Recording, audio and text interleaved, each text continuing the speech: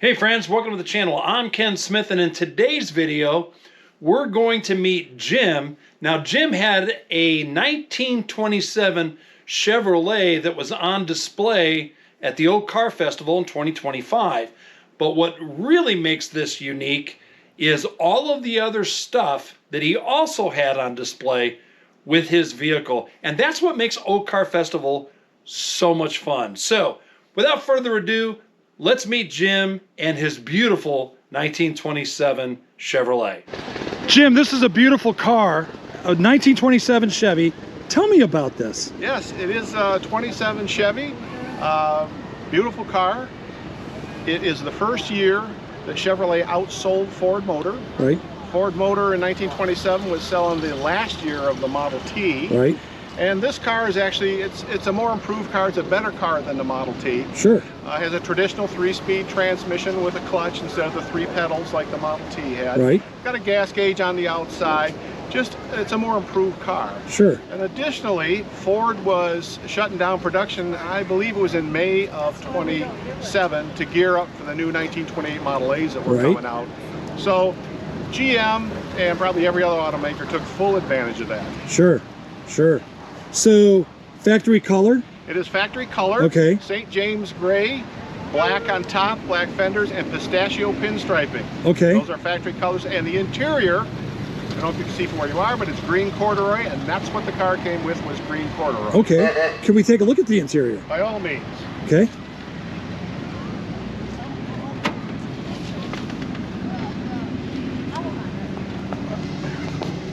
In fact, there's an original brochure from 27 for these cars. Oh, wow. So, what would something like this have sold for back in 1927? Brand new, this car cost $595. Okay. Towards the end of the production run, I understand they knocked $100 off of it just to clear out the old stock. Okay. Pretty much everything that you see in here is original. Okay. There's an aftermarket accessory clock, which is running up here. All right. Up high. That's an automobile clock, and it's got the correct time on it. Nice. So, what's the crank on the left side of the mirror? That, if you'll stay right there, I'll show you what it does. Okay. There's our dashboard real quick. No air conditioning, but if you want a little more ventilation in the car, you turn this and the windshield goes up. Oh, look at that. Now, that is sweet. I can't drive it with the windshield up that far because my beard folds up into my eyes. So it has to go down considerably lower for me to be able to drive. Alrighty. But still gets plenty of fresh air in that way. Okay. I have never seen a corduroy interior. That is just really fascinating. And in the brochure, this is the car, the coach right here. Right. And in the description it tells you it has a green corduroy interior. Okay. Wow, that is fascinating. And then it looks like you have a little picnic set. Yeah, it's here. A mid-1920s picnic set, period, correct. And then, is this metal box, is that kind of like a cooler? It's, no, actually, this is where you would have put different foodstuffs, maybe sandwiches. Okay. And then this tray lifts out, and there's a thermos down there as well as another metal container. Got it. Yeah, and that's in great shape. It took me a long time to find one of those. Yeah. So the back windows crank, do they crank all the way down? They crank down about halfway. Yeah, about to there, about midway. And then I also noticed that you have a vase or vase, depending on how you want to call that. Yeah, they would not have come from Chevy that way, but it's pretty popular for people to put them in there. You can have some fresh flowers in there. Those are nice looking, but they've been in there for about 6 years now. Okay, all right. They're not real. Yeah, of course. But hey, they work. Yeah. So tell me a little bit about the engine. I noticed that it looks like it was a 4-cylinder.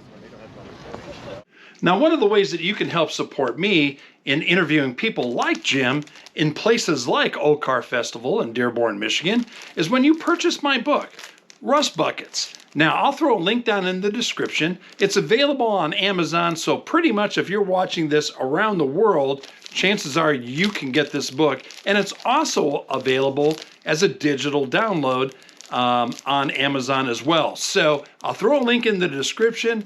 I appreciate your support. Now let's get back into today's video. Yep, this is a 4-cylinder engine. Okay. This is second to the last year of the 4-cylinder. Chevrolet came out in 1929 with a 6. Okay. And as I mentioned earlier, that is the original motor. You'll notice that the push rods are exposed, and they go, of course, up and down when the engine's running. All right, but we'll they take a look also at that. tend to collect dirt. Okay, yeah, So I see that now. 1928, Chevy put a cover over it. Okay. Now, if you look at the top there, all right, I'll point it out to you right here. Okay. These cover the rockers. And it was right. only a few years before that, there was no cover on the rockers either. So you can imagine how dirty these engines got. And of course, it will shorten the life of the engine too. Sure, sure. The other thing about it is it's only 2-wheel brakes. This was Okay. the last year for Chevy to have 2-wheel brakes. They're on the rear. If Okay. anybody knows anything about braking, the vast majority of the braking takes place in the front. Right. If you don't even have that, it can be a little scary from time to time to drive. I bet. You don't make panic stops with this vehicle. So, tell me about the solid steel wheel. They were standard for the car, Okay. and there were a number of automobile companies that had disc wheels. Okay. You could go back to wood spokes. They were offered as an option, Okay. but these disc wheels, they're good and solid. Okay. You'll notice that there is on the back of the car, I mentioned the gas gauge. Right. Gas gauge is here on the outside. It's not inside the car. Okay. So you can come out there and take a look at that. It does work. Nice. It's a 10-gallon tank. Okay. So you're not going great distances with this car. So, with the location of the gas tank where it's at, does it have a fuel pump? It does not have a fuel pump. Okay. What it does have is a vacuum tank that sort of acts like a fuel pump. Okay. Vacuum is generated from the motor, sucks it out of the tank up to a vacuum tank, which is under the hood on the other side, and then it flows into the carburetor. Wow. Okay. And then I see that you have only one brake light Brake light, and running light.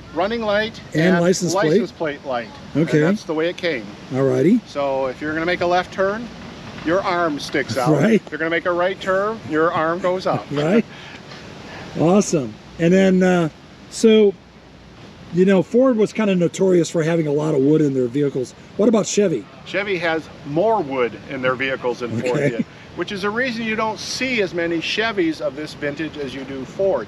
Well, that and the fact that, you know, Ford was making millions of Model Ts, but this car is loaded with wood. The steel body that you see is nailed to a wooden framework. Okay. The floors are wood, and in this car, all the wood in it is original from when it was built.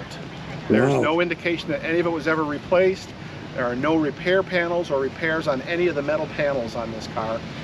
My guess is that the guy that owned it, he kept it in the garage in the winter. And I have the original title for the car on the table. Okay. He lived in Gladstone in the UP, so Yeah, I'm sure they didn't drive it in the winter. no, he was very protective of the car, and he owned it from 27 until he sold it in 62. Okay. So how many owners are prior to you? I don't know for sure. Okay. I can only say there's 2 owners before me. I can say there's 3 owners, but I don't know Right. what happened in between all that. Okay, let's take a look at your display because that looked Sure. fascinating. And you mentioned that you have, this is the original title? This is the original title, Okay, sold to Mr. Leon Wolf. The car was in 1927. right, He financed it for, what's that say, $476. right, So he either had a car to trade, he put some cash down, something, because the car cost $595 when it was purchased. right, The house that he lived in still exists. okay, I was in Gladstone this summer, and I already had a photograph of the house from a previous visit, okay, and I just found out where he's buried. I Oh, wow. don't have a picture of him yet or of his grave marker, but I'm hoping to get both eventually. So tell me about this, this fascinating record player. Yeah, pretty neat. It's designed specifically to be able to take picnicking, to take with your car, so you can have some music with you when you're out traveling around. You got to remember that radios did exist at this time, but really portable radios didn't exist. Right, Radios, there were some that did run on batteries, but they ran on 6-volt car batteries, so you're not exactly going to cart that around. right, But while I won't play it, it does work. I will fold it up and you can take a look and see how it gets stowed away and how small it gets. Oh, that'd be fascinating. And this folds over. Okay. And then the clip holds it in place. The wings fold in. Okay. And then the crank gets stored away down there. Okay. And it folds up just like that. Wow. Many people think it's a That's camera. a camera. I was just about ready to say that almost looks like a big brownie. A lot of people think it's a camera. Yeah. Oh, that's incredible. So who manufactured this? This was made by the Plaza Manufacturing Company. Okay. And it's Compact is the actual brand name, but Plaza Music Company. Wow. And then it looks like you got a 6-volt well, this light. This is a trouble light. Okay. This also works. Alrighty. And the way it works is there's a big long cord. There's probably 10 feet of cord here. Okay. But you take a light bulb out and it plugs in to there, and then there's an on-off switch right up top here. Oh, so that's... if you got engine trouble at night, you have a light that you can use to light That up. is great. And then looks like you have some other paraphernalia yeah, here. A lot of what is here would be something you might take if you're going on a picnic. Okay. For example, these are 1920s disposable luncheon plates. Okay. They are a byproduct, and they're all in here. There's 12 of them. It's a byproduct of the wood pulp industry, and they make plates. Oh, wow. So if you don't happen to have your big picnic kit, which is in the back of the car, you have some nice disposable plates you don't have to worry about. Okay. This is a wash-up kit, also from the 1920s. And you open this up. There are 12 pieces of paper that are impregnated with soap. Okay. And then towels to dry yourself off. And if you look on the cover, you'll notice a gentleman here standing in the lake with his wash-up kit open, using it. Oh, fascinating. And then obviously some other stuff. And Eskimo pie. Eskimo pie. Okay. Also from the 1920s, this box. There were 12 in here, so they were a lot smaller than they are now. Yeah, right. But then, yep. And were they frozen back then? Yes, they were. Oh, wow. Yep. So you had 12. You had to eat fast. If you were coming up. Couple different puzzles from the period. We'll open it up here. And you would arrange them in different ways. Okay. But these are scraps from the trailer RV industry. Okay. These are ribbing material that was cut down. Right. And they made them into puzzles, so that not much was wasted. So there's Dad's puzzle and there's Ma's puzzle. Okay. This one has the instructions as well. No. Oh, that's cool. That's awesome. And if you're camping and you're a gentleman, you might want to keep your face clean. Not me so much, but this is a razor never ever been used, with the leather strop. Okay. And additional razor blades for it, also from the 20s. And the instructions are in there as well. Wow. I'm guessing that you find a lot of this stuff on eBay, or find it online. A lot of it, but certainly not all of it. Okay. Down below here, this is a jug for carrying water or whatever you want. Okay. The little brown jug. Just acquired this. Okay. This came out of the Saginaw area. Alrighty. Also from the 20s.